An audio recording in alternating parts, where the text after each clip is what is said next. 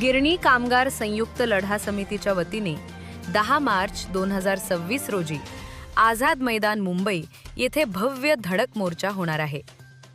वर्षानुवर्ष प्रलंबित असलेल्या पुनर्वसन, मुंबईत घर आणि इतर हक्कांच्या मागण्या पूर्ण करण्यासाठी हा निर्णायक आंदोलन होणार आहे। सरकारकडून वारंवार दिलेल्या आश्वासनांची पूर्तता न झाल्याने हा मोर्चा अधिक तीव्र आणि एकजुटीचा होणार असल्याची माहिती निवृत्ती देसाई यांनी दिली आहे। या संदर्भात अधिक माहिती दिली आहे रमाकांत बने यांनी। पाहुयात। उद्या 10 तारीखला आपले हे आंदोलन 100% ठरलेलं आहे आणि नियोजित वेळेप्रमाणे आझाद मैदानावरती 10 ते 11 वाजेपर्यंत आपल्या आंदोलनाची सुरुवात म्हणण्यापेक्षा त्या ठिकाणी आमच्या आंदोलनाची दिशा आणि मीटिंग ही निश्चित ठरलेली आहे आणि त्या ठिकाणी ते आम्ही आंदोलन चालू करणार आहोत।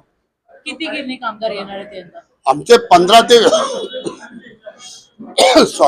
15 ते 20 हजार लोकांचा आम्ही आकडा आता धरलेला आहे। एवढा आमचा तसं पाहिलं तर मोठा महाराष्ट्रात सगळीकडे एक वातावरणाची निर्मिती झालेली आहे आणि निश्चित ह्या सरकारने आताच्या जर त्याच्यावर ठोस निर्णय घेतला तर त्यांचं अभिनंदनच, आणि जर का असे काही वेळकाढूपणाचा जर धोरण घेतलं तर आमचा पक्का अमर उपोषणाचा देखील कार्यक्रम ठरलेला आहे। त्या पद्धतीने आम्ही तो निर्णय घेणार आहोत। सचिन भाऊ येणार आहे, त्यांची सन्मान्य आमदार आणि ह्या महाराष्ट्र राज्याचे माजी मंत्री सचिन भाऊंच्याच नेतृत्वाखाली आमचा मोर्चा आहे। त्या 15-16 संघटना आहेत, त्याचे प्रमुखच आहेत आणि त्या पद्धतीनं त्यांनी जे कार्य केलेलं आहे, त्यांनी जे गिरणी कामगारांना घर देऊन आपलं योगदान दिलेलं आहे आणि त्याच भूमिकेतून मी निश्चितच मगाशी पाहिलेलं आहे की बोललोय मी, सन्मान्य कैलासवासी महाराष्ट्राचे मुख्यमंत्री विलासरावजी देशमुख त्यांच्या काळात त्यांनी घरं दिली, काँग्रेसच्या काळात राष्ट्रवादी आणि काँग्रेसचं सरकार आलं त्या काळामध्ये पृथ्वीराज बाबा चव्हाण मुख्यमंत्री आणि सचिन भाऊ यांनी तर निश्चितच घरासाठी चांगलं योगदान आहे आणि त्याच्यात निश्चितच सन्मान्य बाळासाहेब ठाकरे सन्मान्य आमचे बाळासाहेब थोरात हे महसूल मंत्री होते, त्यांनी तर अतिशय चांगल्यापैकी निर्णय घेतलेला आहे। त्याच काळामध्ये सन्मान्य महाराष्ट्राचे माजी मुख्यमंत्री उद्धवसाहेब ठाकरे यांनी देखील त्या ठिकाणी आम्हाला चांगला न्याय दिलेला आहे। त्यांनी लॉटरी 2-3 गिरणींची काढलेली आहे। ह्या सरकारने 12.5 वर्षामध्ये जवळपास यांनी एकही घर कुठं आम्हाला दिलेलं नाही, मुंबईत तर बिलकुल दिलेलं नाही आणि आम्हाला तर असं वाटायला लागलंय की मुंबई त्यांची देण्याची मानसिकता जरी नसली तरी आम्ही त्यांच्याकडून आमच्या कायद्याप्रमाणे आम्ही घर या मुंबईतच 100% घेणार ही आमची भूमिका आहे। हे वेळ काढूपणा करण्यापेक्षा ते आमच्यापासून दूर पळायचे प्रयत्न करत, वेळोवेळी खोटं आश्वासन देत आहेत। पण आम्ही यावेळी ठरवलेलं आहे की गिरणी कामगार हा मुंबईतच घर घेणार आणि त्यात पहिलं या सरकारने या मुंबईमध्ये गिरणी कामगारांसाठी एकही बिल्डिंग बांधलेली नाही। पूर्वीच्या सरकारने ज्या बिल्डिंग बांधल्या त्यांची चावी वाटप फक्त ह्या लोकांनी केलेलं आहे, म्हणजे थोडक्यात म्हणजे आणि कलर काढलेला आहे त्या बिल्डिंग घरांना आणि चावी देण्याचं काम केलेलं आहे। दुसरं, आम्ही ह्या सरकारकडून जे ट्रान्झिस्कॅम त्यांनी दिलेले आहेत लोकांना ते आम्हा लोकांना अलॉटमेंट करा, ते ट्रान्झिस्कॅम आमच्या लोकांना द्या। ज्यावेळी ते आमच्या लोकांना देतील तोपर्यंत भाडी द्या, नंतर तुमच्या सोयीने खाली करा, पण आम्हाला पहिला प्रथम ट्रान्झिस्कॅमची लॉटरी काढा, आमचे गिरणी कामगार तिथे येतील। जोपर्यंत त्यांच्या ताबा मिळत नाही तोपर्यंत त्यांना रेंट मिळेल। आणखी प्रथम म्हणजे हा गिरणी कामगारांचा वाट्याला आलेला ट्रान्झिस्कॅम म्हणून तुम्ही घोषित कोणत्या आधारे केला? आणखी गिरणी कामगारांना मुंबईतच घर ज्याप्रमाणे मिळतील हेच या आम्ही मोर्चातून लोकांना दाखवून देणार आणि या सरकारला सर्व काही पळे करून सोडणार। एवढंच तिथे थांबतो। जय हिंद, जय महाराष्ट्र। आंदोलन कशा प्रकारचं असणार आहे, इतिहास घडणार का? अरे खरं तर मुख्यमंत्र्यांनी एक गोष्ट लक्षात घेतली पाहिजे की मातीच इतिहास घडवणार आहे यांची, आणि गिरणी कामगार म्हटलं तर आणखी डबल ताकदीनं असणारी आहे, कारण गिरणी कामगारी मुंबईत महाराष्ट्राला मिळवून दिली कोणी तर गिरणी कामगारांनी, आणि त्यामुळे मुख्यमंत्र्यांनी किंवा पूर्ण मंत्रिमंडळ असेल सध्या व्यवस्था जी महाराष्ट्र शासनाची राजकीय व्यवस्था असेल, सामाजिक व्यवस्था असेल, प्रशासकीय व्यवस्था असेल, शासकीय व्यवस्था, या सर्वांनी एक गोष्ट लक्षात घेतली पाहिजे. गिरणी कामगार आता कुठेतरी संयम गिरणी कामगाराचा संपलेला आहे आणि त्यामुळे गिरणी कामगार आता ज्यात रागान चिडीन कुठेतरी आतापर्यंत आपलं सरकार आपली माणसं म्हणून शांत होता, आपण सर्व बंधू, कारण आपण म्हणतोच सारे भारतीय माझे बांधव आहे, त्याच्यामुळे त्या कुठेतरी भावनेतून आपण सगळेजण होतो. परंतु आता कुठेतरी आम्हाला डावलण्याचा जो प्रयत्न होतोय, कुठेतरी आमच्यापासून दूर पळण्याचा जो प्रयत्न होतोय, आणि आम्ही काय करणार आहोत तर निश्चितपणाने आता देसाई साहेबांनी सांगितलेलं आहे की शेवटचा पर्याय आमच्याकडे आहे आणि आम्ही त्या तयारीनेच उतरतोय. कारण आमच्या कोकणात असेल किंवा पूर्ण महाराष्ट्रात एक म्हटलं जातं की सशाच्या शिकारीला जाताना डुकऱ्याचं काडतूस सोबत ठेवावं लागतं, त्या पद्धतीने आम्ही ती तयारी केलेली आहे की कोणी येऊन दे. आता मुख्यमंत्री जर आम्ही लक्षात घ्या, मुख्यमंत्री कोणत्याही राज्याचे असून देत, तुम्हाला सर्वसामान्यांचे प्रश्न सोडवण्यासाठी तुम्ही त्या ते जर तुम्ही सोडवत नसाल तर निश्चितपणाने तुम्ही त्या सभागृहाचा असेल किंवा त्या पदाचा अपमान करताय आणि गिरणी कामगाराला दुर्लक्षित करून तुम्ही इतिहासाचाही अपमान कुठेतरी करताय. हे मात्र जर त्यांना लक्षात येत नसेल तर जे काय घडेल ते घडेल आझाद मैदानावर, ते पाहायला त्यांनी यावं मग, आणि जे घडेल त्याला ते जबाबदार असतील. फ्रान्सिस कॅम्पचा जसा विषय आला, ती घरे निश्चितपणाने गिरणी कामगारांना मिळाली पाहिजेत का. आमचा वंचित कामगारांचा प्रश्न असेल, गेल्या वेळी म्हटलं गेलं 15-20 दिवसाचा देव म्हणून महिनाभरासाठी आम्ही गिरणी कामगारांना नव्यानं संधी देऊ, ती कुठेही देण्यात आलेली नाही. 17वा कलम रद्द केलं म्हणजे गिरणी कामगारांना न्याय मिळाला का? निश्चितपणाने नाही. एक विजय दिलासा निश्चितपणे नाही गिरणी कामगारांना, कारण आम्ही बंदोबस्त 9 जुलैला मोर्चा घेतला होता, तिथून एक 9 तारखेच्या मोर्चापासून एक नवीन संघर्ष चालू झालेला आहे, जिंकू किंवा मरूचा, आणि त्याचा दुसरा टप्पा आहे. कदाचित दुसऱ्या टप्प्यातच आम्ही हा संघर्ष संपवण्याच्या तयारीत आहोत आणि त्याच तयारीने मात्र निश्चितपणाने उतरतोय. पुन्हा एकदा मुख्यमंत्र्यांना, उपमुख्यमंत्री एकनाथराव शिंदे साहेबांना इथून आम्ही शेवटची विनंती म्हणा किंवा इशारा म्हणा, साहेब आम्ही येतोय, तुम्ही तयारीत राहा, आम्ही पूर्ण तयारीने येतोय. दगडाचाही देव होतो, पण या देवाचा दगड होतो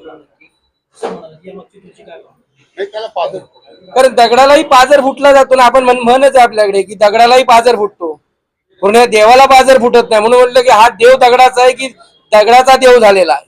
त्याच्यामुळे ती तशी भावना आहे की खूप सारे प्रश्न आहेत गिरणी कामगारांचे खरं तर सोडवणं गरजेचं होतं. वारंवार म्हटलं गेलं, गेल्या वेळी बीडीडी चाळीच्या वेळी म्हटलं मुख्यमंत्र्यांनी की आम्हाला आता सोनं देता येणार नाही, परंतु सोन्यासारख्या जमिनी द्यायच्या आहेत गिरणी कामगारांच्या मुलांना. मग त्या मुंबईच्या आसपास कुठे सोन्याच्या खाणी आहे त्यांच्याकडे ते शोधावे लागतील किंवा दाखवावे त्यांनी. एक तर सरकार हे घाबरलेलं आहे. मी वारंवार म्हणतो मुख्यमंत्र्यांच्यात एवढी जर हिंमत होती तर बोलून दाखवायचं ना शेलू वांगणीला घर देतो म्हणून, का मुंबईच्या आसपास बोलून दाखवलं? हिंमत ठेवायची, मग सरळ बोला ना मुंबईच्या आसपास म्हणजे शेलू वांगणी. आम्ही सांगतोय मुंबईत घर घेतल्याशिवाय माघारी हटणार नाही. संयमाची लढाई खूप झालेली आहे. आता मात्र कुठेतरी गिरणी कामगाराची ताकद, या मराठी मातीचा अभिमान, स्वाभिमान जो काय असतो तो निश्चितपणानं मुख्यमंत्री देवेंद्र फडणवीस यांना पाहायला मिळेल. आणि आमच्या 1981चा मुद्दा खूप महत्वाचा आहे, तोही करतो बोलले ते अजूनपर्यंत केलेलं नाही. राष्ट्रीय मिल मजदूर संघाचे बजरंग चव्हाण हे त्याच्यावर प्रामुख्याने काम करतात, कारण मी पाहिलेलं आहे. ज्यावेळी असीम गुप्तांबरोबर बैठक झाली तेव्हा बजरंग चव्हाण यांनी तो विषय मुद्दाहून मांडला होता, त्याच्यावरही करतो म्हणाले, परंतु पुढे काहीच जात नाही. करतो करून काय होणार नाही, लक्षात घ्या. त्यामुळे आता कुठेतरी कृती जर सरकार करत नाही आणि त्यामुळे आम्हा गिरणी कामगारांवर किंवा वारसांवर आता कृती करण्याची वेळ आलेली आहे आणि ती कृती आझाद मैदानावर निश्चितपणाने पाहायला मिळेल. मागील आंदोलनामध्ये सरकारने गिरणी कामगारांची शक्ती पाहिली आणि 17 कलम थोडंसं लागू घेतलं. यावेळेस जे आंदोलन आहे ते अति यापेक्षाही मोठं असेल असं वाटतंय का, आणि त्याचा सरकारवर परिणाम होईल असं वाटतंय? लक्षात घ्या, गिरणी कामगारांना आता छातीवर हात मारणारे मंत्री नको आहेत, ते गिरणी कामगारांचे कुठेतरी पाठीवर हात ठेवणारे पाहिजे. त्याच्यामुळे जे गेल्या आंदोलनात झालं निश्चितपणाने विजयी आहे. आम्ही खुश आहोत, कारण जो दिलासा मिळालेला आहे 17वा कलम हटवून दाखवलेला आहे. कुठेतरी सरकारने गिरणी कामगारांच्या बाबतीत आतापर्यंत जे निर्णय घेतले होते कधीच माघारी फिरलं नाही, परंतु 9 जुलैच्या मोर्चानंतर सरकारला 1.5 वर्षापूर्वीचा एखाद्या GR मध्ये बदल करावा लागला. याचा अर्थच सरकार घाबरलेलं आहे. परंतु कुठेतरी पुन्हा त्याच्यात शब्दांचे खेळ खेळायचे. फक्त 17वा कलम हटवलं, परंतु GR ची जी सुरुवात आहे मुंबईच्या आसपास जमली नाही, ती तशीच्या तशी. आणि तिथेच सांगतो, जो आम्ही आराखडा दिलाय 14 संघटनेच्या संयुक्त लढा समितीच्या माध्यमातून, जो आम्ही एक आराखडा जाहीर केलेला आहे, दिलेला आहे, सचिन भाऊनी वारंवार त्या गोष्टी मांडलेल्या आहेत, तो आम्हाला त्या GR मध्ये टाकून द्या आणि सुधारित GR काढा. अन्यथा आम्ही जी आमची दिशा ठरवलेली आहे की येतोय आम्ही तुमच्या भेटीला, जोपर्यंत तुमची भेट होत नाही. कारण आजपर्यंत आम्ही भेट मागितली, कधी भेट दिलेली नाही मुख्यमंत्र्यांनी. आज 500-600 किलोमीटरवरून, हजारो किलोमीटरवरून जर एखादा गिरणी कामगार तुमच्या भेटीला येतोय तर 1.5-2 किलोमीटरवरून मुख्यमंत्र्याला आझाद मैदानावर येण्याची काय एवढी म्हणजे गोष्ट नाही की येऊ शकतात ते. आज 500 किलोमीटरवरून गिरणी कामगार तुमच्या भेटीला येते, तर भेट द्यावी आणि पुढच्या चर्चेतून निश्चितपणाने मार्ग मिटतील. अन्यथा गिरणी कामगार पुन्हा एकदा 1960चा जो लढा आहे तो या सरकारला दाखवून देईल की गिरणी कामगार म्हणजे काय होतं, गिरणी कामगारांचं रक्त काय होतं, ती वारस पुन्हा दाखवून देईल. नाव लक्ष्मी मनोहर दासगावकर. मी प्रत्येक संघटनेमधून काम केलेलं आहे आणि आता गेली 20 वर्ष झाली इथे आपले साक्षी देसाई साहेब आहेत. तर मला असं सांगायचं आहे की आज 20 वर्ष आम्ही संघटने माध्यमातून फक्त आश्वासन आणि त्यांचे नियम हेच ऐकत आलोय, काही झालेलं नाहीये. तर मला आता असं सांगायचं आहे की मुख्यमंत्र्यांनी आता इकडे तिकडे नियम न काढता जिथे जिथे ट्रॅनिश कॅम्प खाली झाले, बॉम्बेमध्ये, वरळीमध्ये, दादरमध्ये, शिवडीमध्ये, तिथे तिथे दौरा करा. रूम खाली असतील तिथे मिल कामगारांना त्यांची सोय करा. अन्यथा आता नियम आणि आश्वासन हे देऊ नका. हे आम्ही कंटाळलोय आणि 10 तारीखला हा निर्णय तुम्हाला घ्यावा लागेल. आणि 10 तारखेच्याच दिवसापासून तुम्ही सुरुवात करा की वरळी श्रीराम मिल मध्ये, टावर मध्ये ट्रॅनिश कॅम्प खाली आहे, तिथे 4-4, 5-5 कामगारांना घरं दिली जाईल. तर ती कामाची सुरुवात होऊन जाईल आणि तो संघटना आणि कुठे तुमचे नियम, तुमचे काय, हे सगळं बदल होऊन जाईल आणि चांगलं वातावरण होऊन जाईल. मुख्यमंत्र्यांनी आमची एवढी विनंती नम्रपणाने मी सांगते की तुम्ही आमची कामगाराची तळमळ जी चाललेली आहे घरासाठी, ती आता तुम्ही नियम काढून वाढवू नका.